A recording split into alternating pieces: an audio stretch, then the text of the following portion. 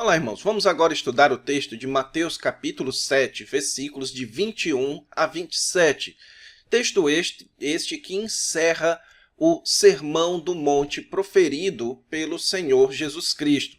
E eu tenho explicado a vocês que a conclusão do Sermão do Monte é basicamente formada de 4 advertências que são ensinadas ou que são proferidas por Jesus através de 4 contrastes.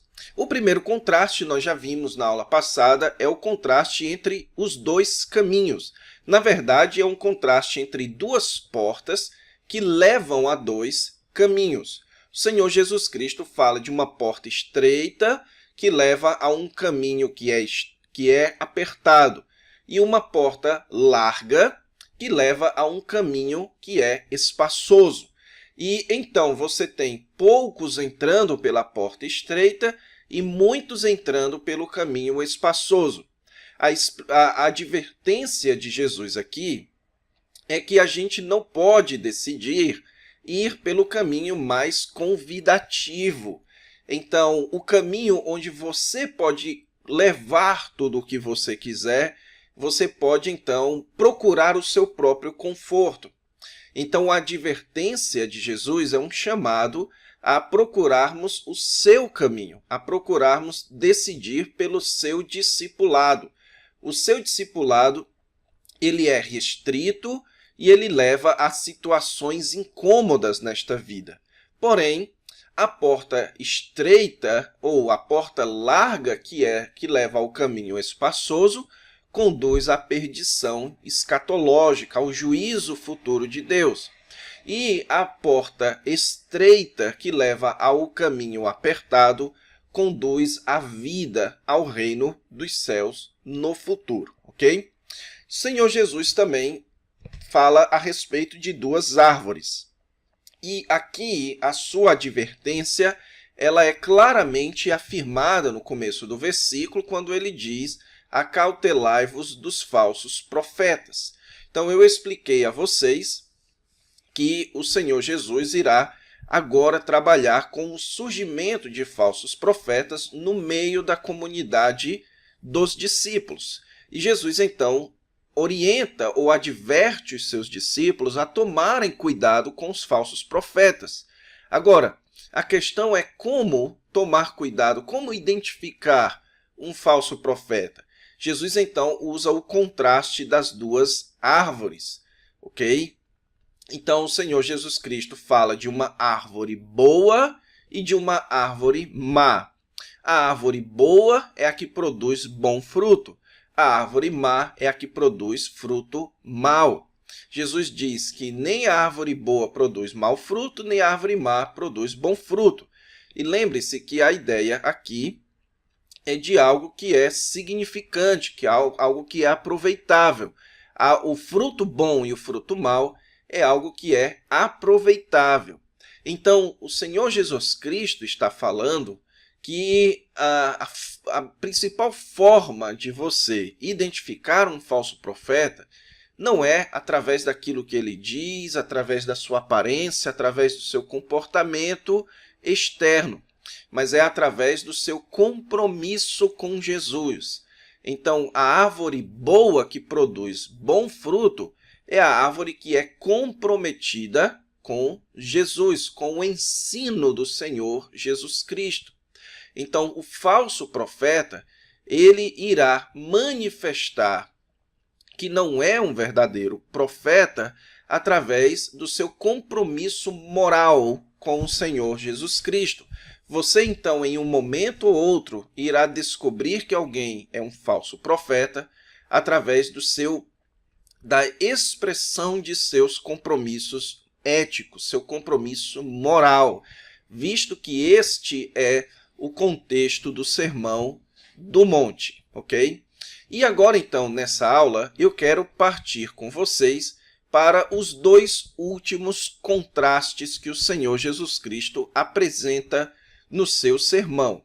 Esse novo contraste é o contraste entre 2 seguidores, 2 tipos de seguidores do Senhor Jesus Cristo. Então, antes, Jesus estava falando entre os falsos profetas. Ele estava, então, comparando aqui as duas árvores, ou então o falso profeta com o verdadeiro profeta, digamos assim. Agora, Jesus vai falar de dois seguidores, ok? E ele menciona durante isso a ideia de alguém profetizando. Então, aqui é como se Jesus estivesse incluindo no seu grupo de seguidores agora estes profetas, essas pessoas que se arrogavam profetas. Mas agora o corpo que Jesus está falando aqui é o corpo total dos seus seguidores. Então, vamos ver a comparação de Jesus, o contraste de Jesus e qual é a advertência aqui nesse texto. Jesus começa dizendo o seguinte: nem todo o que me diz Senhor, Senhor, entrará no reino dos céus.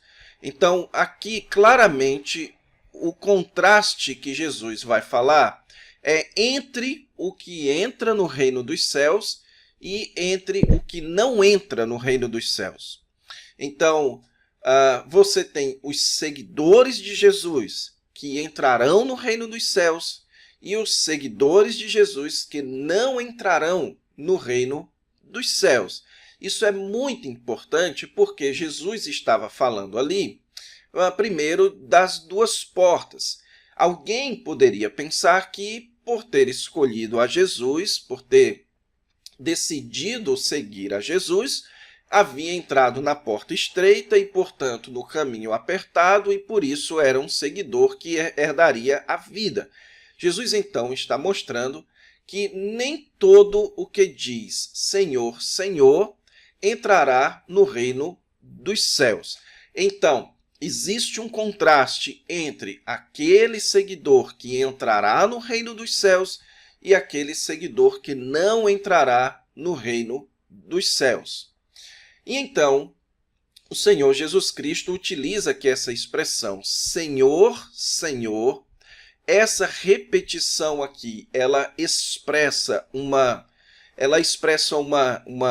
urgência, uma veemência, como se a pessoa estivesse, de certa forma, desesperada. É importante dizer aqui, irmãos, que esse título, traduzido aqui por Senhor, é a palavrinha grega Kyrios, que posteriormente no Novo Testamento, ela vai ser a tradução do hebraico para Yahweh. Porém, neste momento aqui, dificilmente Jesus estava utilizando a palavrinha Kyrios como sendo uma designação para Yahweh, ok? Isso porque, durante o seu ministério, Jesus procurou bastante suavizar a imagem ou atrair para si a imagem da sua divindade, certo?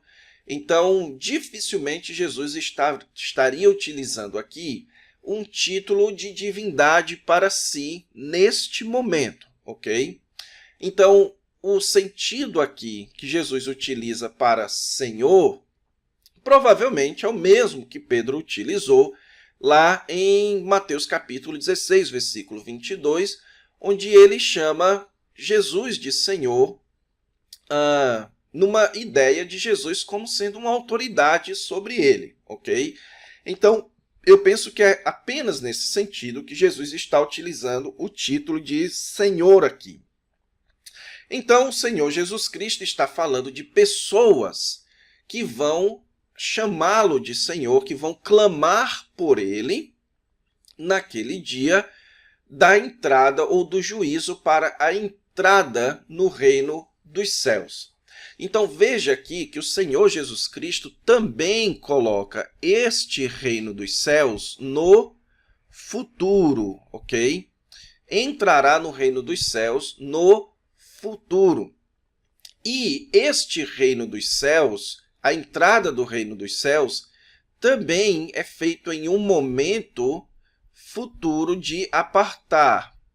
Então, tanto haverá uma entrada no reino dos céus, quanto haverá também um juízo no futuro. Então, o assunto aqui que Jesus está tratando, nestes contrastes, é o futuro, o julgamento, aquilo que é chamado de julgamento escatológico. É aquele momento que acontecerá no futuro, em que uns entrarão no reino dos céus e outros não entrarão. O entrar no reino dos céus é a vida. O não entrar no reino dos céus é a perdição. Aqueles que produzem bom fruto, então entrarão, permanecerão para a vida eterna. Aqueles que não produzem o bom fruto serão cortados e lançados ao fogo. Agora, Jesus está utilizando uma imagem muito mais clara de entrar no reino dos céus e de ser apartado de Deus e afastado de Jesus, e por isso não vai entrar no reino dos céus. Então, Jesus está falando de dois tipos de pessoas que vão clamar por ele no dia do julgamento escatológico. E Jesus então diz que um desse grupo de pessoas não vai entrar no reino dos céus, que nem todo mundo que clamar por ele vai entrar no reino dos céus. Então, quem é que vai entrar no reino dos céus? A resposta de Jesus é o que faz, ou aquele que faz a vontade de meu Pai. Então, o fator determinante para a entrada no reino dos céus é fazer a vontade do seu Pai, a vontade de Deus. Isso, naturalmente, levanta em nós o questionamento. Então, Jesus está falando aqui de salvação por obras, ou seja, que aquele que for obediente a Deus, que cumprir os mandamentos de Jesus, é que no futuro entrará no reino dos céus? A resposta é não. O Senhor Jesus Cristo, irmãos, aqui não está falando de salvação por obras. Como é que nós sabemos disso? Se você entender este texto dentro do contexto do Sermão do Monte, você vai perceber que não é de salvação por obras que Jesus está falando, mas de salvação por compromisso. É de salvação por comprometimento. Lembre-se que Jesus, no começo do Sermão do Monte, afirma lá nas bem-aventuranças o seguinte: bem-aventurados sois quando por minha causa vos injuriarem e vos perseguirem. E eu expliquei a vocês que ser perseguido por minha causa é a mesma coisa de ser perseguido por causa da justiça. Então, justiça de Deus é o cumprimento da vontade de Deus.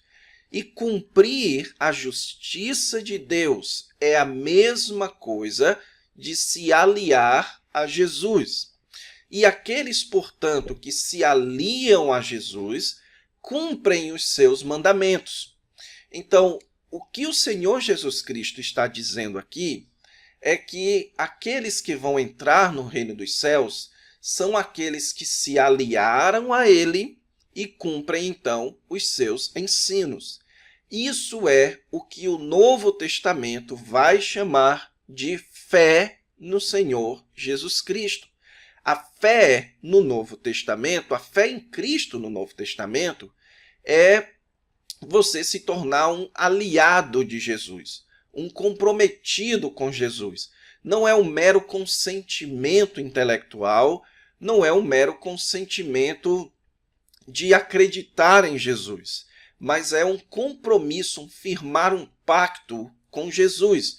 Jesus, então, é o mediador de uma nova aliança. Enquanto o povo firmava um pacto com Moisés mediante a lei, nós firmamos um pacto com Jesus mediante os seus ensinos. Sendo assim, aquele que faz a vontade de meu Pai é aquele que se alia ao Senhor Jesus Cristo. E essa é a ideia em todos os contrastes. Aquele que se alia com Jesus é o que entra pela porta estreita. Aquele que é aliado de Jesus é o que produz o bom fruto. E aquele que é aliado de Jesus é o que constrói a sua casa sobre a rocha. E, portanto, aquele que é aliado de Jesus é aquele que constrói a sua casa, ou desculpe, é aquele que entrará no reino dos céus. Jesus, então, enfatiza agora no versículo 22, naquele dia. Que dia é esse que Jesus está falando? É o dia do juízo, ok? Aquele dia em que Jesus batizará com o Espírito Santo ou com fogo, aquele dia onde haverá o juízo, o dia do julgamento, ensinado em tantos outros lugares, tanto no Antigo Testamento, como em Malaquias, capítulo 3, como também no Novo Testamento, como em Apocalipse, capítulo 16. Então, Jesus está falando aqui desse dia do julgamento. Naquele dia do julgamento, vão dizer, Senhor, Senhor, porventura não temos nós praticados uma série de dons, uma série de feitos sobrenaturais? E isso, irmãos, é interessante porque Jesus aqui não tem a pretensão de afirmar que tudo isso daqui é falso, certo? Parece que Jesus está dizendo que dentro da comunidade dos seus discípulos haveria de surgir pessoas que praticariam estes atos, mas que na verdade não seriam seus discípulos verdadeiros. E de fato isso ocorreu. Nós sabemos que Judas praticou uma série de atos sobrenaturais por fazer parte do grupo dos discípulos do Senhor Jesus Cristo. O que nós não podemos pensar, irmãos, é que aqui o Senhor Jesus Cristo já está falando de algo que vai acontecer durante toda a história da igreja, como se até hoje em dia fosse comum haver manifestações espirituais por pessoas que não têm o Espírito Santo. Não. Jesus está falando aqui no começo do seu ministério, o Espírito Santo ainda não havia sido enviado, você precisa se lembrar disso. Isso só vai acontecer em Atos capítulo 2. Jesus, então, está falando aqui de atos durante o seu ministério. Durante o período em que ele está aqui, atos estes que até aconteciam no Antigo Testamento. Então, no Antigo Testamento, nós temos exemplos de pessoas que não eram crentes, digamos assim, e que profetizavam, como foi o caso de Saul. O texto bíblico nos conta que Saul profetizou. E isso ocorria porque o Espírito Santo não habitava ainda dentro das pessoas, mas no meio das pessoas. E a ação do Espírito Santo, portanto, não era interna para fora, mas era de fora para dentro. Então, havia uma capacitação do Espírito Santo que era externa, mas era também temporária, não era permanente.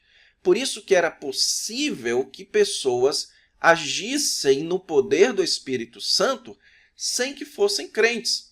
Então, Jesus está dizendo aqui que no grupo dos seus discípulos haveriam pessoas que desfrutariam dessa ação sobrenatural, mas que de fato não era seu seguidor de verdade. E Jesus então diz que no dia do juízo ele vai promulgar a sentença. Direi explicitamente, nunca vos conheci.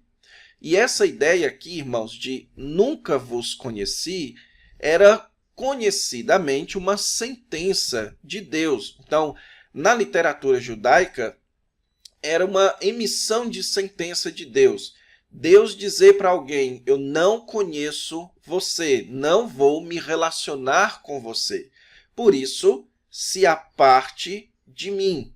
Então, no Antigo Testamento, você tem alguns textos em que Deus diz, apartai-vos de mim os que praticais a iniquidade. Então, você tem aqui a promulgação de uma sentença, certo? Jesus, então, está dizendo que ele é quem vai promulgar a sentença. que haverá um dia em que Jesus irá julgar os seus seguidores e promulgar uma sentença, colocando então aqueles que são seus aliados no reino dos céus e aqueles que, muito embora tenham praticado coisas como se fossem seus aliados, ele de fato não os conhecia. A grande lição que a gente tira daqui, irmãos, a grande advertência que nós tiramos daqui, é que nós não podemos assumir apenas a aparência exterior de seguidores de Jesus. Que isso não é suficiente. Você ter atos de seguidor de Jesus não é suficiente, é insuficiente. O que nos colocará no reino dos céus é a nossa aliança com Jesus, é o nosso pacto, é o nosso compromisso com Jesus. É uma decisão interna no nosso coração de se comprometer em fé e fé obediente ao Senhor Jesus Cristo. Só assim é que nós nós entraremos no reino dos céus. Então, se você tem uma vida religiosa, mas sem ser motivada por um compromisso com Jesus, essa sua vida religiosa não é suficiente. Não basta para conduzir você ao reino dos céus. E o último contraste é o contraste entre os dois construtores. Esse é um contraste mais simples da gente entender, certo? Aqui agora, o contraste, note, voltando aqui para o texto anterior, o Senhor Jesus Cristo fala de pessoas que vão dizer, certo? Então, pessoas que dizem, e agora o Senhor Jesus Cristo vai falar de pessoas que ouvem. Então, qual é o contraste que Jesus vai falar agora? Ele usa aqui duas vezes a expressãozinha todo aquele, um no 24 e outro no 26. Ele fala todo aquele que ouve, todo aquele que ouve. Então, são dois grupos de pessoas que ouvem as suas palavras. Veja aqui, certo? Agora, a diferença é que este primeiro grupo as pratica e este segundo grupo não as pratica.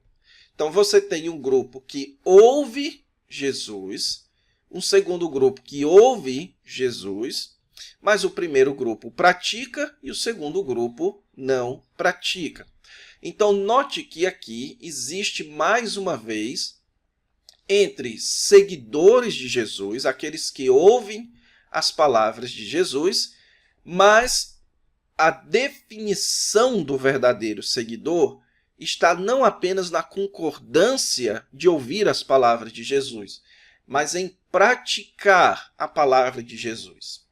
Então, Jesus diz que haverá algo. Veja aqui, o será e o será. Então, todo aquele que ouve estas minhas palavras e a pratica será ou será comparado. E aí surge então a pergunta, este será comparado? Será comparado quando? Nós não podemos perder isso de vista, ok, irmãos? Este será comparado é no dia do juízo, ok? Nós estamos aqui falando de sentença do rei. Veja o contexto aqui, lhes direi explicitamente. Aqui nós estamos falando do julgamento escatológico, será comparado. Então, quem vai comparar? É o rei, é Jesus. Então, Jesus irá comparar no juízo escatológico este que ouve a palavra e a edificou com um homem prudente que edifica a sua casa sobre a rocha e então cai a chuva, transbordaram os rios e tudo isso. Lembre-se que aqui, certo? Até essa partezinha deram com ímpeto contra aquela casa. Isso daqui é uma descrição do julgamento, ok? Então, o julgamento de Jesus é esse momento em que cai a chuva, transbordam os rios, sopram os ventos e dão com ímpeto contra aquela casa, e ela não cai porque foi edificada sobre a rocha. Então, no dia do juízo, o homem sábio é aquele que tomou a decisão de se aliar ao Senhor Jesus Cristo e, portanto, ele construiu a sua casa sobre a rocha. E por isso, quando o juízo vier, a sua casa permanecerá de pé. E no versículo 26, nós temos então um outro contraste, que aquele que ouve as palavras de Jesus e não as pratica, será julgado por Jesus como um homem insensato. Ele não é sábio, porque ele edificou a sua casa sobre areia. Ele escolheu a porta larga. Ele preferiu a vida externa, a aparência externa, utilizando aqui os outros contrastes. E então, vem aqui o julgamento, ok? Mais uma vez. Chega então o momento do juízo e aquela casa desabou, sendo grande a sua ruína. E lembre-se que Jesus fala de perdição, certo?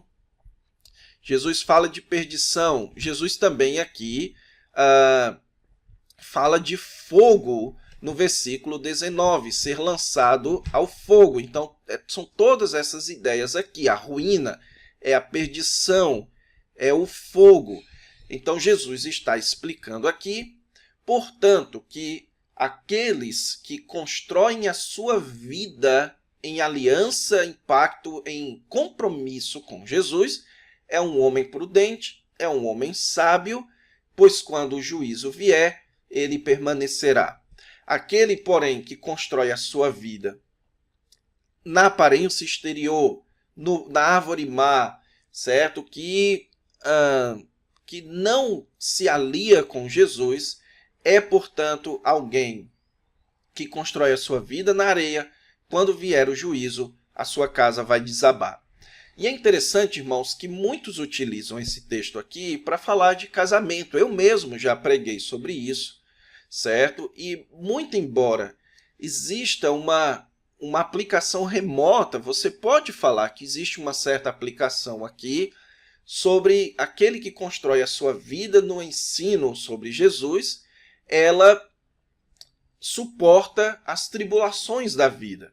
Por que você pode fazer essa aplicação? Porque a maior tribulação, o maior tormento será o dia do juízo. Então, se essa casa, se a sua vida é edificada sobre Jesus, se ela é capaz de suportar o juízo futuro, ela será capaz de suportar todas as tormentas desta vida, ok? Então, existe uma aplicação no casamento, na sua própria vida, em qualquer esfera da vida cristã. Porém, a interpretação desse texto não é sobre casamento, não é sobre a vida cristã individual e as dificuldades da vida, certo? Aqui Jesus está falando do juízo escatológico, daqueles que irão de como será o momento do juízo. Aqueles que construíram sua vida sobre Jesus permanecerão. Aqueles que construíram sua vida sem Jesus, apenas com uma religiosidade externa, se dizendo seguidores de Jesus ou mesmo rejeitando a Jesus, a sua casa irá desabar, ok? Então Jesus encerra o Sermão do Monte com um desafio, com um apelo. Jesus encerra o Sermão do Monte dizendo: entrem pela porta estreita. Entrem e sejam árvores boas. Entrem e cumpram e se alinhem a mim, cumprindo a vontade de Deus. Entrem e construam sua casa sobre a rocha. Então, o sermão de Jesus termina com aquilo que hoje nós chamamos de apelo. Obviamente que não é um apelo emocional, mas é uma chamada para a decisão. Jesus está falando aqui com seus discípulos e a multidão, e ele termina então chamando eles para uma decisão, ok? Então é isso, irmãos. Com isso a gente encerra o nosso estudo aqui do Sermão do Monte e na próxima aula, então, a gente vai avançar na narrativa do Evangelho de Mateus. Então, fique com Deus e até lá.